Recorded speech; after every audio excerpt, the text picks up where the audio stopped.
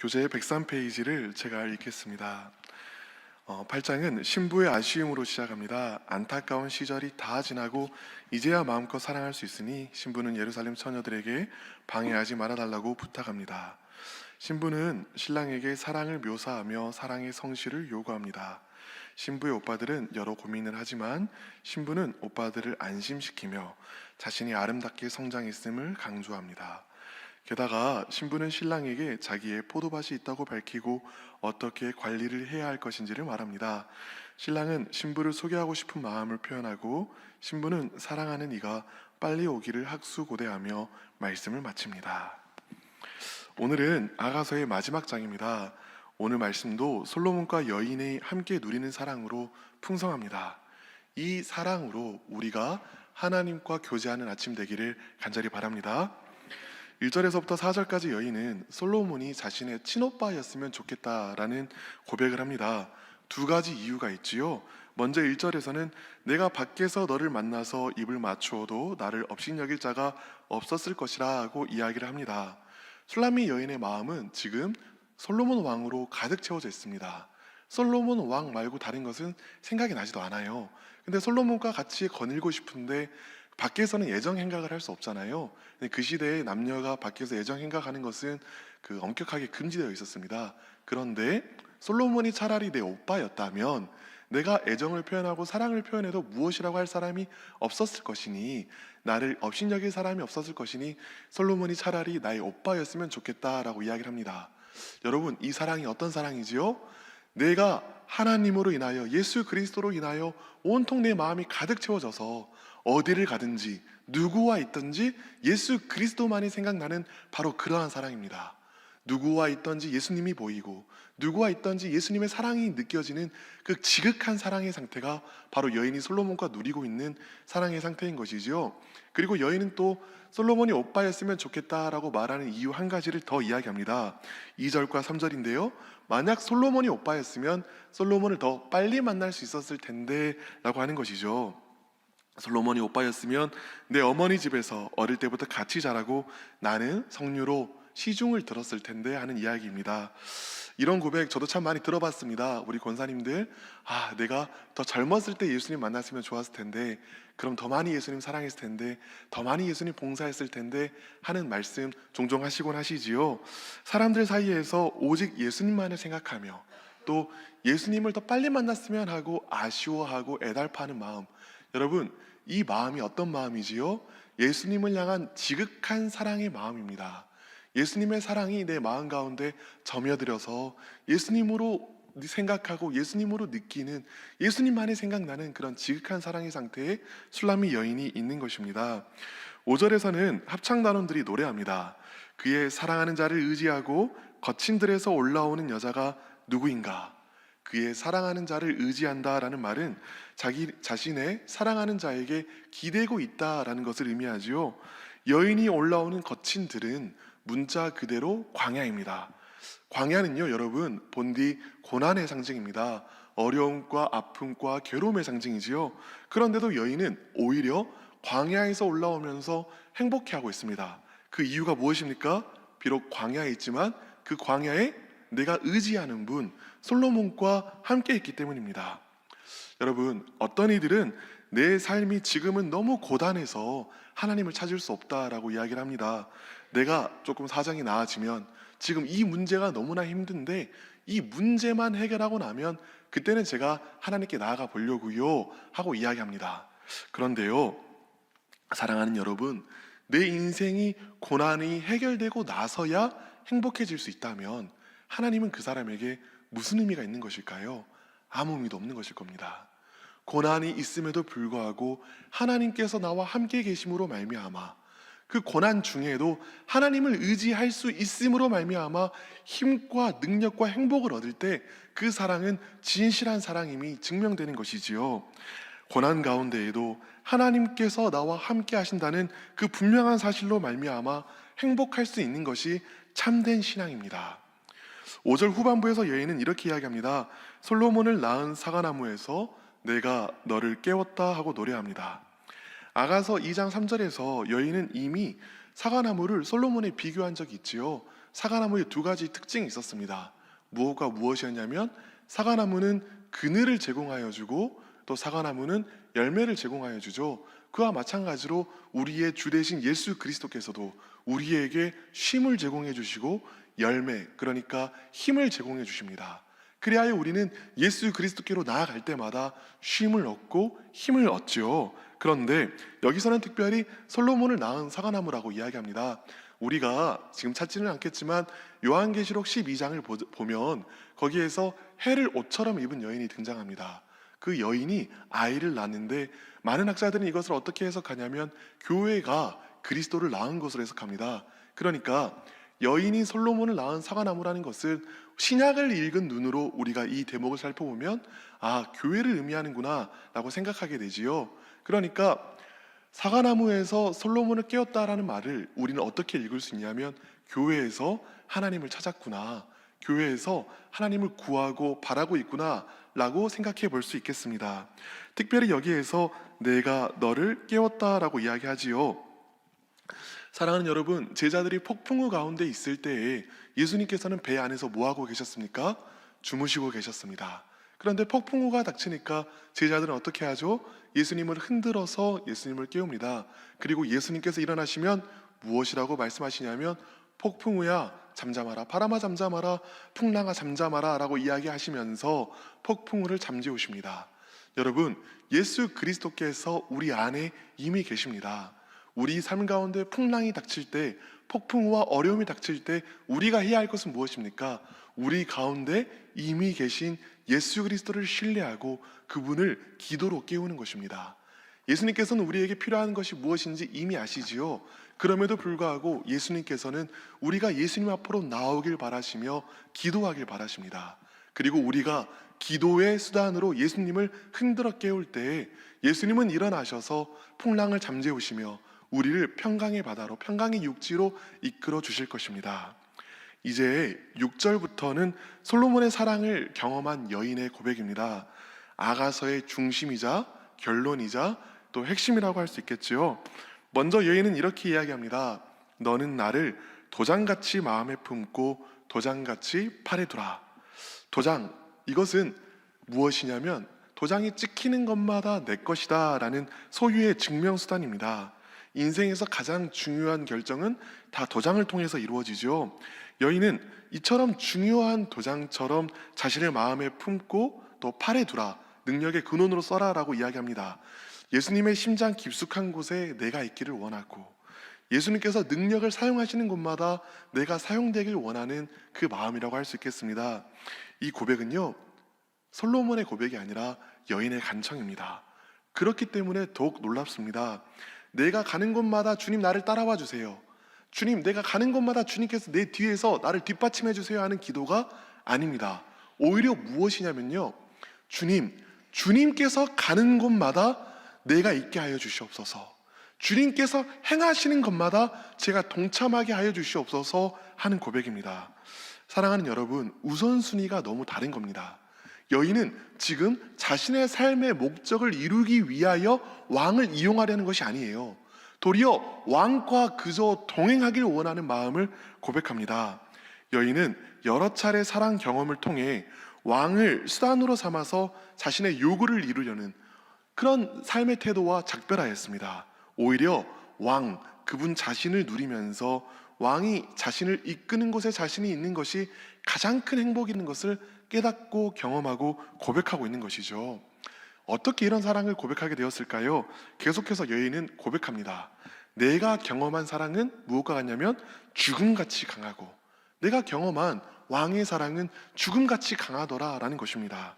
맞서 싸울 수 없는 죽음이죠. 그와 같이 이 왕의 사랑에 내가 맞서 싸울 수 없더라, 거부할 수 없고 저항할 수 없는 은혜로 주님께서 나를 붙잡아 주시더라 라고 고백하는 것입니다. 하나님의 사랑을 거부하려는 모든 시도는 참 헛됩니다. 우리를 향한 예수님의 사랑이 이토록 크고도 강합니다. 죽음에 자신의 생명을 그리스도께서는 내어주셨죠. 얼마나 큰 사랑인가요? 말 그대로 죽음같이 강한 사랑으로 예수님께서 우리를 사랑하여 주고 계십니다. 그런데요, 여러분, 자기가 죽을 수는 있어도 자신의 자녀를 내어줄 수는 없는 법이잖아요. 그런데 그 자녀를 내어준 하나님의 사랑은 또 어떤 사랑인가요? 죽음같이 강한 사랑이 아니라 죽음보다도 강한 사랑일 것입니다. 심지어 게다가 예수 그리스도께서는 부활하심으로 죽음으로 죽음을 이기셨습니다. 그리하여 그 사랑이 죽음보다 강한 사랑임을 증명하여 주셨습니다. 예수 그리스도의 부활은요, 예수님의 사랑이, 우리를 향한 하나님의 사랑이 죽음보다도 강한 사랑임을 보여주는 분명한 증거입니다. 누구든지 믿음으로 예수 그리스도께서 부활하셨음을 바라볼 수 있는 자마다 그 부활을 통하여 무엇을 경험하냐면 주님이 나를 사랑하십니다. 주님이 나를 참으로 사랑하십니다. 죽음보다 강한 사랑으로, 죽음과 같고 죽음보다 강한 사랑으로 나를 사랑하여 주십니다 하고 고백하게 됩니다. 그 고백이 우리 입술에 있기를 간절히 바랍니다.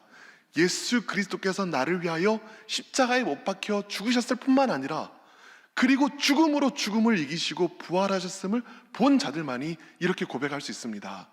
믿음의 눈으로 예수 그리스도의 부활을 보고 그 부활을 통하여 그리스도의 사랑을 경험하는 우리 모두 되기를 간절히 바랍니다. 6절 중반부는 이렇게 이야기합니다. 질투는 소울같이 잔인하며 불길같이 일어나나니 그 기세가 여호와의 불과 같으니라. 진정한 사랑에는요, 질투가 수반됩니다.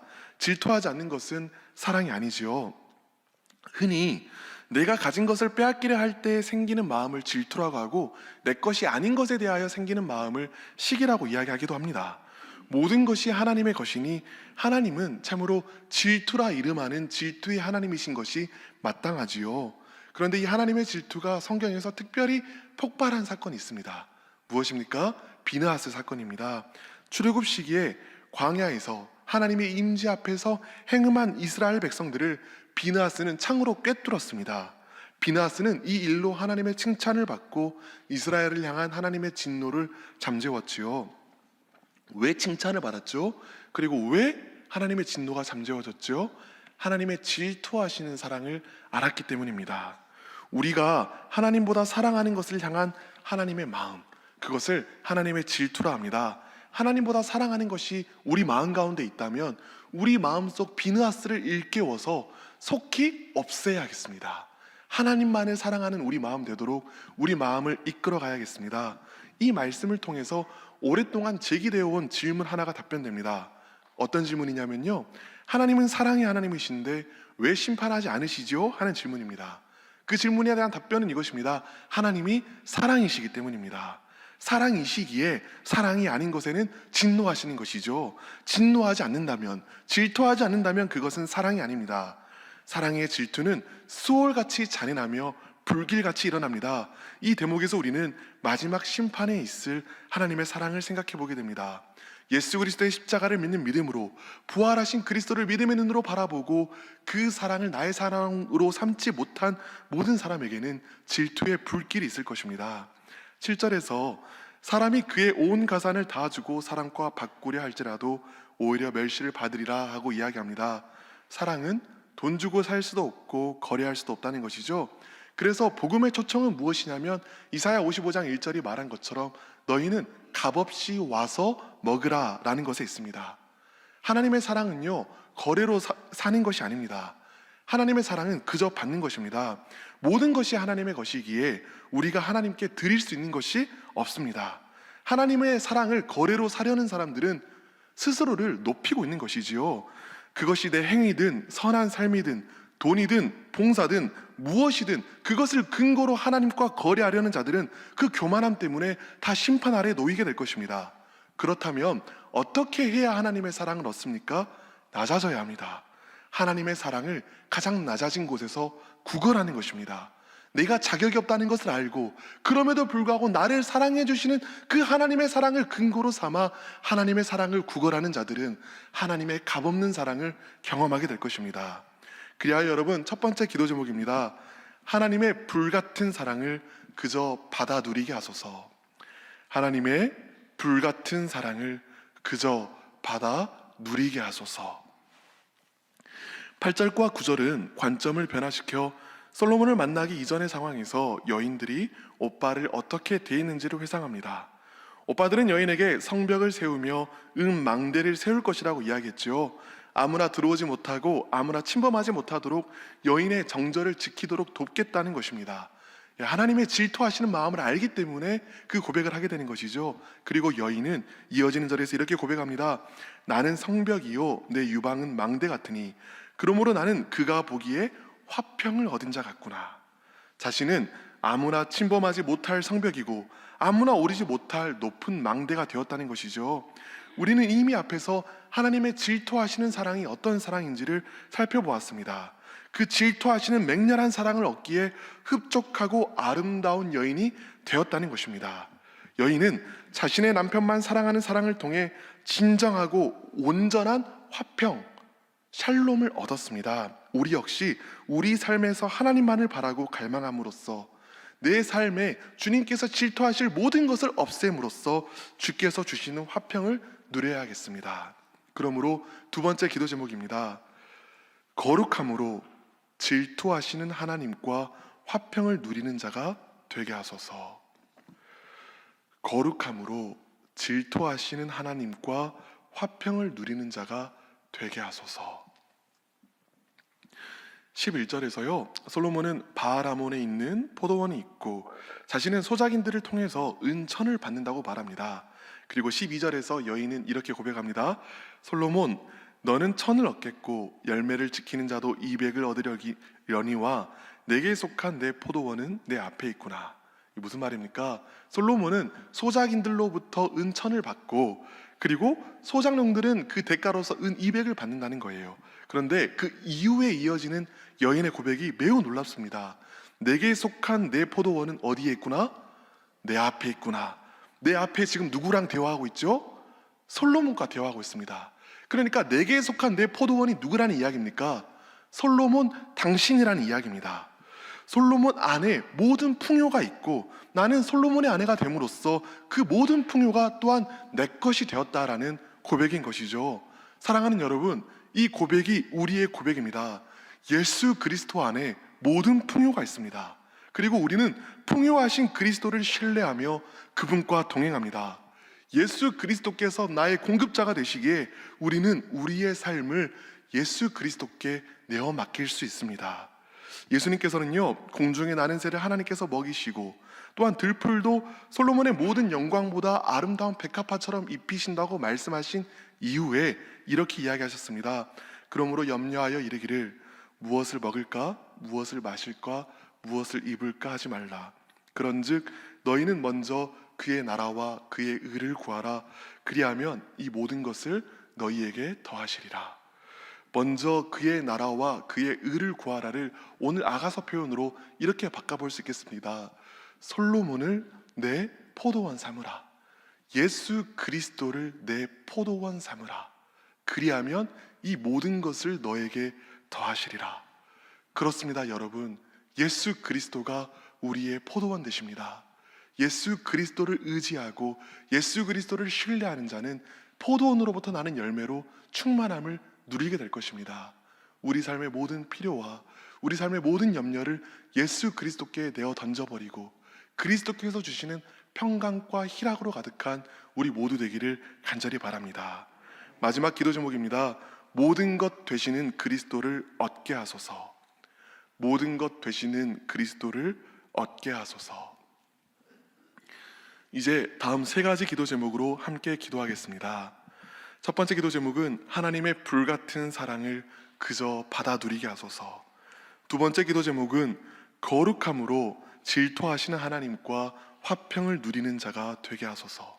마지막 기도 제목은 모든 것 되시는 그리스도를 얻게 하소서. 또한 내일 있을 주일 예배를 위해서도 또 위 목사님을 위해서도 함께 기도하겠습니다. 주여 믿습니다. 주여 믿습니다. 주여 믿습니다.